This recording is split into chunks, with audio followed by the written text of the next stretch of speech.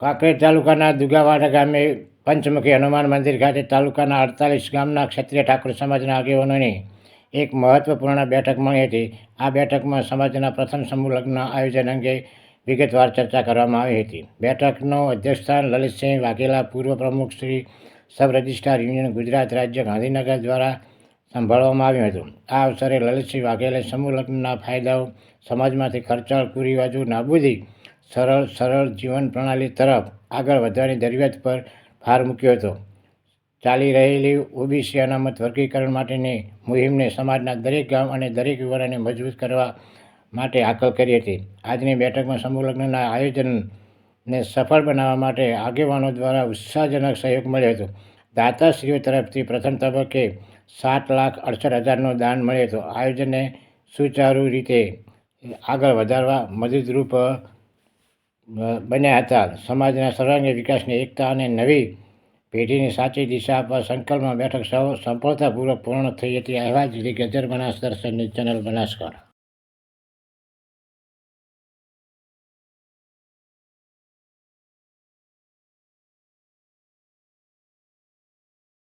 દાદાની જય. આજે આપણે એક ઐતિહાસિક ક્ષણમાં ભેગા થયા છીએ. ઐતિહાસિક દિવસ છે આજનો. તો આજના દિવસે એમનું શિક્ષણ બહુ ઊંચું છે, તો એમની હરોળમાં આપણા દીકરા દીકરીઓ આવી જ નથી શકતા.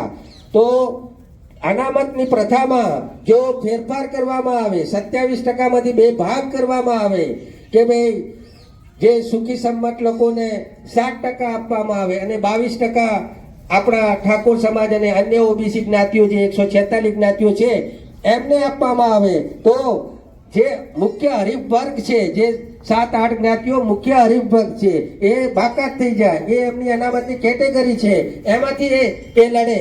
અને આપણા વ્યક્તિઓ જે અતિ પછાત છે, જેને લાભ મળ્યો નથી અત્યાર સુધી, એ આ બાજુ લડે. તો એની અંદર દર વર્ષે આપણા અધિકારીઓ, આપણા કર્મચારીઓ એ બધા બની શકે એમ છે. તો આ ક્ષણે તમને એ કહેવા માંગુ છું કે જ્યારે આ ઓબીસી અનામત વર્ગીકરણની વાત આવે ત્યારે બધા સમર્થન કરજો. તમે આ વસ્તુનો વિરોધ ના કરતા. ઘણા વ્યક્તિઓને તો સમજણ નથી હોતી અને વિરોધ કરે છે. ઘણા વ્યક્તિઓ 8 પાસ હોય અને તરત લખી દે છે ફલાણાને નેતા થઈ જવું છે, ફલાણાને આમ થઈ જવું છે. અલા ભાઈ, તું ભણ્યું છે કેટલું? એ તો કે કેટલું ભણ્યો છે તું? એ કે હું 8 પાસ છું. તને ક્યાંથી ખબર પડે આ પાસને?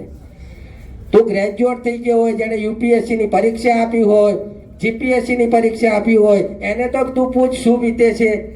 તમારે એ બધું બનવું પડે ત્યારે તમને ખબર પડે. એટલે તમે આ વસ્તુનો વિરોધ ના કરો. મેં આનો અભ્યાસ બરાબર કર્યો છે. હું ગમે તે રીતે કોઈ વાતને સમર્થન કરતો નથી. સમાજના વિરુદ્ધમાં કોઈ વાત હોય તો હું સ્વીકારતો નથી. સમાજ હિતની વાત હશે તો જ સ્વીકારું, અને આ વાત સમાજ હિતની છે એના માટે સ્વીકારી છે. એટલે કોઈ આ વાતનો વિરોધ ના કરતા. કોઈ આ ઓબીસી અનામત વર્ગીકરણ સમિતિ એ કોઈ નેતાનો વિરોધ નથી કરતી, પણ નેતાઓને એમ કહે છે કે તમે સમાજના વોટ લઈને તમે ધારાસભ્ય બન્યા છો કે પછી તમે નેતા બન્યા છો, તો પછી સમાજનું કામ છે તો તમે ટેકો તો આપો. કેમ આપતા નથી તમે ટેકો?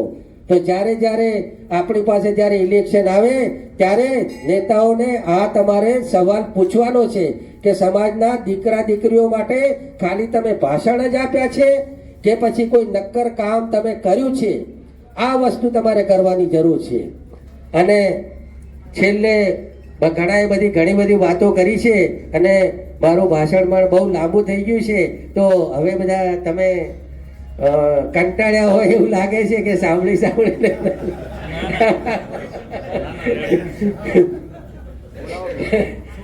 એટલે હું એમ કહું છું કે ભાઈ આ એક ઐતિહાસિક નિર્ણય તરફ આપણે જઈ રહ્યા છીએ. આ સમૂહ લગ્ન